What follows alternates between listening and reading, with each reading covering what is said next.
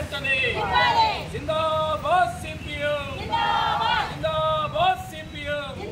లోని 53వ డివిజన్ మహిళా శాఖ మహాసభ ప్రారంభించడం జరుగుతుంది. ఇప్పుడున్నటువంటి 53వ డివిజన్లో స్థానికంగా అధిక సంఖ్యలో పొదుపు మహిళలు ఉన్నారు.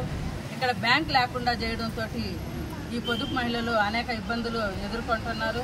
ఇక్కడ ఉన్నటువంటి కెనరా బ్యాంకును తీసుకెళ్లి కడికల్ బజార్ సెంటర్లో పెట్టడం జరిగింది. ఒక పొదుపు మహిళ తమ యొక్క పొదుపు మొత్తాన్ని అకౌంట్లో జమ చేయాలంటే 2 ఆటోలు మారిపోవాల్సినటువంటి పరిస్థితి. ట్రాన్స్పోర్ట్ ఛార్జెస్ పెరిగాయి, సమయం పెరిగింది. కాబట్టి మహిళలు ఇబ్బందులు పడుతున్నారు. ఇక స్థానికంగా వచ్చేసరికి ఇక్కడ కుళాయిలో కలుషిత నీరు వస్తుంది. ఈ నీటి వల్ల ఏంటంటే చర్మ వ్యాధులు, అనేక రకమైనటువంటి వింత చర్మ వ్యాధులు వచ్చేటువంటి పరిస్థితుల్లో ఇక్కడ మహిళలందరూ కూడా చెప్తున్నారు.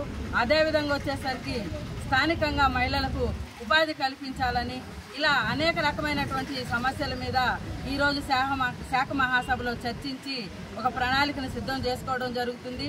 ఇదే విధంగా అక్టోబర్ 10వ తేదీ వరకు కూడా అన్ని శాఖల పరిధిలో మహాసభలు నిర్వహించుకొని అక్టోబర్ 20-21వ తేదీలో సిపిఎం పార్టీ నగర మహాసభ 15వ డివిజన్ బాలాజీ నగర్ ప్రాంతంలో నిర్వహించడం జరుగుతుందని తెలియజేస్తున్నాం.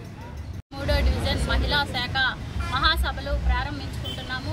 గత 3 సంవత్సరాలుగా ఈ స్థానికంగా ఉండేటువంటి మహిళల సమస్యల మీద కానివ్వండి, స్థానికంగా ఉండే ఎటువంటి సమస్యల మీదైనా ఈ మహిళా శాఖ అనేక పోరాటాలు నిర్వహించాము.